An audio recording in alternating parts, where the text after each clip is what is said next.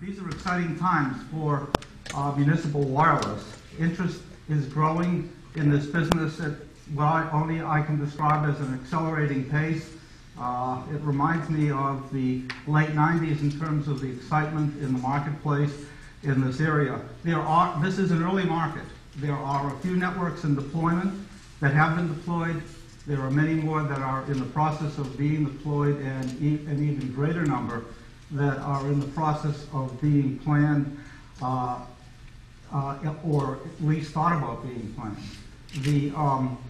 If you think about this business, and we'll talk a great deal more about this going forward, there are really three key stakeholders in this marketplace. The municipalities, of course, are key.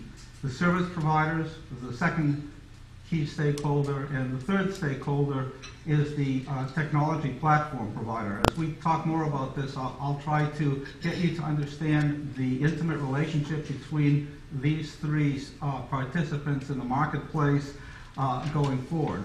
I've been in this business myself for I've been in the technology business for some 30 years, spent about 50% of my working life on the service provider side, and about the other 50% on the equipment side, developing equipment for service providers. I've been in the municipal wireless business since before the beginning, on the service provider side with a company called Mobile Pro, and on the equipment side with Strix Systems. So I'll be providing my perspective, my experience on this marketplace from the standpoint of both the service provider and the technology platform provider. There are many distinguished guests that we have here from the cities that will be providing their experience and their learnings from the municipality side. I think by looking at it from all three sides, service provider, municipality, platform provider, you'll get the best benefit of what's been learned to date in this very early and very exciting market. Could you go to the next slide? So as I said, this is a very early market. I guess if I had to go back and think about when it began, it's probably not more than 2 years old in terms of municipal Wi-Fi. If you go back any further than that, I can't recall any specific interest in deploying these combined municipal networks prior to that date. If you look at what's been taking place over the last couple of years, there are a variety of different templates that have actually been put forth. But the reality is the market is not sufficiently evolved for us to get an understanding as to which template at the end of the day will be the preferred or stable template. And so there's still a great deal to be learned about how to make this market a long-term success. But there has been a great deal learned today.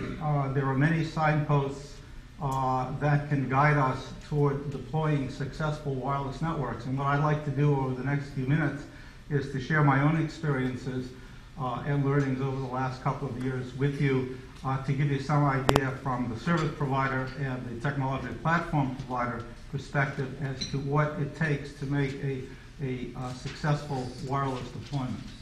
So let's again begin with the stakeholders. As I said, if you look at this market and you've been involved in it, the number of actual participants in this market are significant. You know, the municipalities, the wireless internet service providers, the technology providers, the content providers, consultants, system integrators, national service providers, electric utilities, et cetera. The list goes on. And to actually deploy a successful network, you're probably going to have to touch every single one of these. Even within the municipalities themselves, it's not as if you're dealing with a single entity. There are interest groups, there are departments within the municipalities, and each need to be addressed. Their issues, their requirements, their needs, their desires need to be addressed in deploying this successfully. But if we have learned anything about how to deploy a successful wireless network, it's that the municipalities, the service providers, and the technology platform providers are all in the same boat. They really need to spend a good deal of effort in learning to work together closely to make this success. If you try to do this by having one of these over-the-transom deals, it will inevitably lead to failure. Could you click down through so we can cover all of those? Keep going. Our guests here from the municipalities will be able to tell you a great deal more about why this is important to them. But, you know, wearing my service provider hat, this is my perspective on why municipalities find municipal Wi-Fi interesting and useful and exciting for them. You know, I think the benefits fall into three categories: social, indirect economic benefits, and then government and public safety efficiencies. You know, on the social side, there's a variety of things that you can talk about. When this market started a couple of years ago, it was all about getting affordable broadband access to everybody. You know, cable prices and DSL prices were north of $30 in those days. Cable prices are still pretty much north of $30. And so getting affordable broadband access to everyone was really a key driver in this early market. The digital divide, helping those that are economically disadvantaged. And in some areas, particularly, you know, municipalities have recognized there's a lifestyle issue involved here, and they want to accommodate people's ability to be mobile. The indirect economic benefits, making your city more of an attraction. Basically, I've listed as another indirect economic benefit, providing a competitive alternative to the existing monopoly service providers. I think, you know, there's been a general sense that we need to get prices lower for these sorts of services.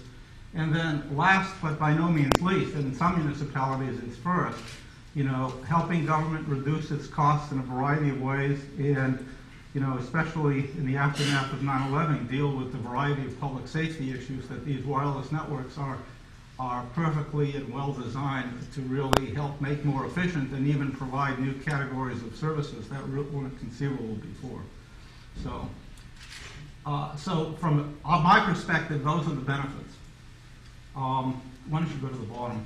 There's a list of municipal applications here that have come to the front as things that you can do if you have a wireless network deployed.